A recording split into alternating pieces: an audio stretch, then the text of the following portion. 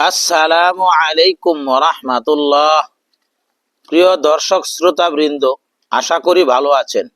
আমি আজকে এমন এক বিষয় নিয়ে আলোচনা করব যা অনেকেই জানে না, যে শীতের দীর্ঘ রাত মুমিনের জন্য এক বিশেষ নিয়ামত।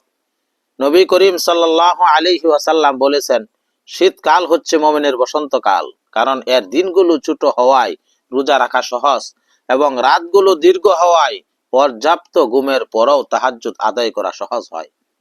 ইসলামী চিন্তাবিদ ও বিজ্ঞ উলামায়ে কেরাম কুরআন ও হাদিসের আলোকে শীতকালীন রাতে তাহাজ্জুদের বেশ কিছু বিশেষ পুরস্কার ও ফজিলতের কথা উল্লেখ করেছেন। তোর মধ্যে প্রধান 7টি পুরস্কারের ব্যাপারে আলোচনা করা হলো। ভিডিওটি না টেনে শেষ পর্যন্ত দেখতে থাকুন। 1.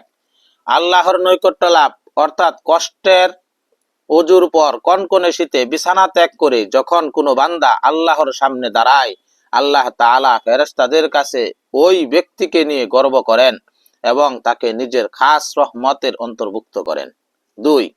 গুনাহ মাফ ও পাপ মোচন। হাদিস অনুযায়ী তাহাজ্জুদ নামাজ বান্দার পূর্ববর্তী গুনাহসমূহ ধুয়ে মুছে দেয়। এটি একটি অনন্য সুযোগ নিজের খারাপ আমলনামা পবিত্র করার। 3. দোয়া কবুলের সুনিশ্চিত সময়। রাতের শেষ তৃতীয়াংশে আল্লাহ তাআলা প্রথম আসমানে নেমে আসেন এবং ডাকতে থাকেন, কে আছো ক্ষমা চাইবে, আমি তাকে ক্ষমা করব। কে আছো রিজিক চাইবে, আমি তাকে রিজিক দেব। এই সময়ে করা দোয়া বৃথা যায় না। 4. চেহারায় নূর ও উজ্জ্বলতা বৃদ্ধি। তাবি হাসান বসরি রাহিমাহুল্লাহ তাআলাকে জিজ্ঞেস করা হয়েছিল, তাহাজ্জুদ গুজারদের চেহারা এত সুন্দর হয় কেন? তিনি উত্তর দিয়েছিলেন, তারা নির্জনে আল্লাহ তাআলার সাথে সময় কাটায়, তাই আল্লাহ পাক নিজ নূর থেকে তাদেরকে নূর দান করেন। 5.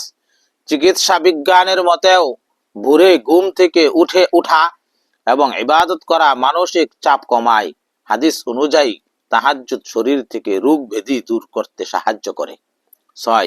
জান্নাতে বিশেষ মর্যাদাপূর্ণ কক্ষ দান। রাসূলুল্লাহ সাল্লাল্লাহু আলাইহি ওয়াসাল্লাম বলেছেন, জান্নাতে এমন কিছু কক্ষ রয়েছে যার ভেতর থেকে বাহির এবং বাহির থেকে ভেতর দেখা যায়। তারা অভাবীকে অন্ন বস্ত্র দেয় এবং মানুষ যখন ঘুমিয়ে থাকে তখন তাহারা তাহাজ্জুদ পড়ে। আল্লাহ পাক তাদের জন্য এই কক্ষগুলো প্রস্তুত রেখেছেন।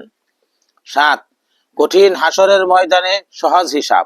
যাহারা নিয়মিত তাহাজ্জুদ নামাজ আদায় করেন, কিয়ামতের কঠিন ময়দানে তাদের হিসাব নিকাশ অত্যন্ত সহজ হবে এবং তারা বিশেষ ছায়াতলে স্থান পাবেন। সর্বশেষ গুরুত্বপূর্ণ কথা হলো, শীতের রাতে ইবাদতের সওয়াব বেশি হওয়ার কারণ হলো এতে কষ্টের মাত্রা বেশি। ওযু করার সময় এবং আরামের বিছানা ত্যাগ করার সময় শয়তান প্রবল বাধা দেয়, আর সেই বাধা অতিক্রম করাই হলো প্রকৃত সফলতা।